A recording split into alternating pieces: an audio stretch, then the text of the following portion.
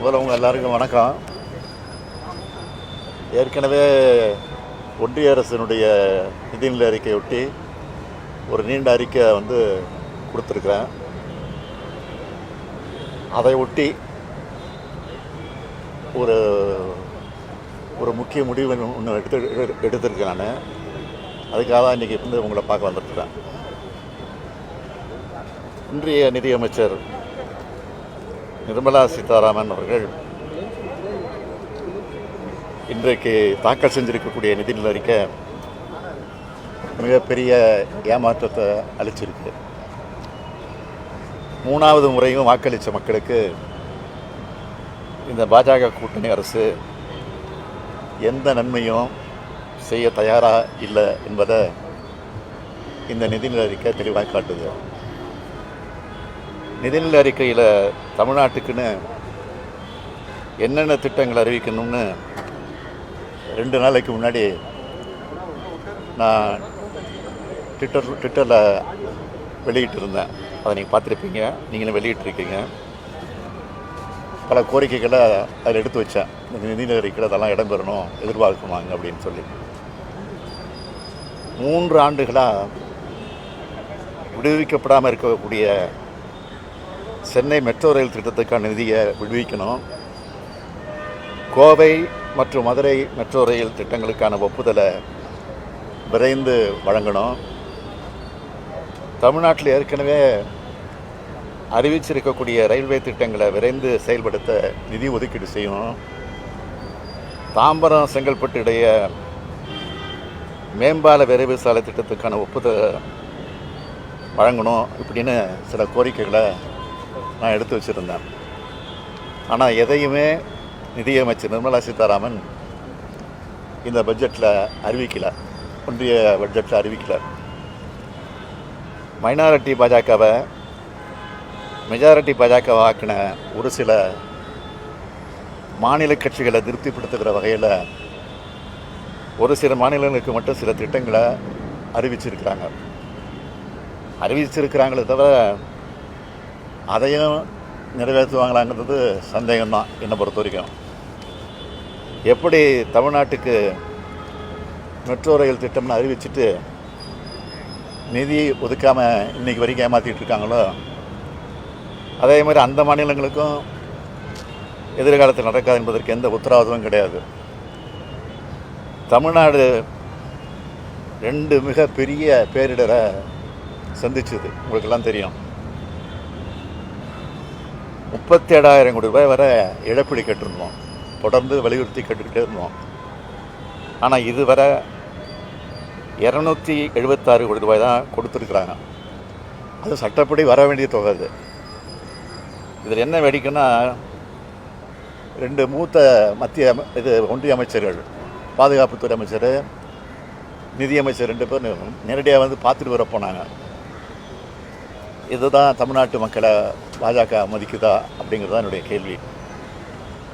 தமிழ்நாட்டுக்கான எந்த சிறப்பு திட்டமும் இந்த நிதிநிலை அறிக்கையில் இல்லை.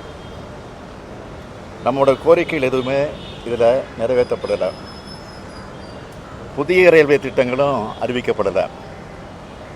ஒன்றிய பாஜக ஆட்சியை தாங்கி பிடிக்கிற மாநிலங்களை தவிர மற்ற எல்லா மாநிலங்களையும் நிதியமைச்சர் மறந்துட்டார். தமிழ்நாடு என்ற சொல்ல நிதிநிலை அறிக்கையில் இல்லை. பட்ஜெட்டில் இல்லைன்னு சொல்கிறத விட ஒன்றிய பாஜக ஆட்சியாளரோட சிந்தனை அலையும் செயல் அலையும் தமிழ்நாடு இல்லை. பாரபட்சமும் ஏமாற்றம் தான் இந்த அறிக்கையில் இருக்குது. ஒரு நாட்டோட நிதிநிலை அறிக்கை என்பது அந்த நாட்டில் இருக்கக்கூடிய எல்லா மாநிலங்களையும் உள்ளடக்கினதாக இருக்கணும். அந்த வகையில் இந்த நிதி ஒதுக்கீட்டில் நீதி இல்லை, அநீதி தான் அதிகமாக இருக்குது. அரசியல் தேர்தல் களத்தில் பார்த்துக்கலாம். இப்போ எல்லாரும் இணைஞ்சு நாட்டுக்காக பணியாற்றணும் அப்படின்னு பிரதமர் நேற்று தான் சொல்லியிருக்காரு. எல்லா பத்திரிகையிலையும் வந்திருக்கு.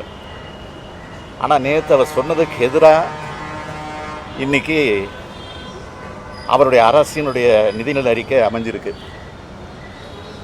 வாக்களித்தவங்களுக்கு மட்டும் இல்லை, வாக்களிக்காதவங்களுக்கும் நன்மைகளை செய்கிறது தான் ஒரு சிறந்த அரசுன்னு நான் தொடர்ந்து சொல்லிகிட்டு இருக்கேன். அப்படித்தான் தமிழ்நாடோட அரசோட செயல்பாடுகள்லாம் இருக்குது. இதை பார்த்தாவது ஒன்றிய அரசு தன்னோட போக்கை மாற்றிக்கணும்னு கேட்டுக்கிறேன். வருகிற 27ஆம் தேதி பிரதமருடைய தலைமையில் நிதி ஆயோக் கூட்டம் நடக்கிறதா அறிவிக்கப்பட்டிருக்கு. அதில் நானும் பங்கேற்க திட்டமிட்டு இருந்தேன், அதுக்காக தயாராகிட்டு இருந்தேன். ஆனால் நிதிநிலை அறிக்கையில் தமிழ்நாடு ஒட்டுமொத்தமாக புறக்கணிக்கப்பட்டிருக்கிறதை கண்டிக்கிற வகையில் அந்த கூட்டத்தில் பங்கேற்க வேண்டாம்னு நான் முடிவெடுத்திருக்கிறேன். அதை புறக்கணிக்க போகிறேன். எப்படி தமிழ்நாட்டை புறக்கணிக்கிற ஒன்றிய அரசோட கூட்டத்தை ஒட்டுமொத்தமாக புறக்கணிக்கிறது தான் சரியானது அது அப்படின்னு நான் நினைக்கிறேன். தமிழ்நாட்டோட தேவைகள் உரிமைகள் நிலைநாட்ட மக்கள் மன்றத்தில் தொடர்ந்து நாங்கள் போராடுவோம்.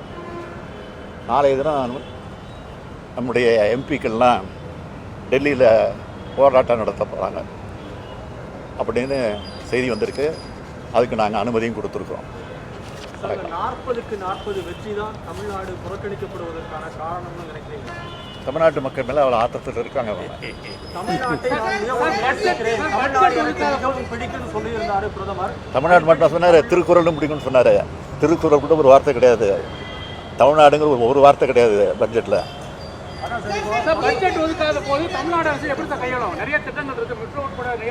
இது வரைக்கும் எப்படி கையாண்டுட்டு இருக்கோம், அப்படி கையாளுவோம் நாங்கள். நான் தான் ஒட்டுமொத்தமாக சொல்கிறேன்னே, தமிழ்நாட்டை சுத்தமாக புறக்கணிச்சிருக்கிறாங்க. புறக்கணிச்சிருக்கிற காரணத்தினால தான் நான் அந்த பிரதமர் கூட்டுற அனைத்து முதலமைச்சர் கூட்டத்தை புறக்கணிக்கிறேன்.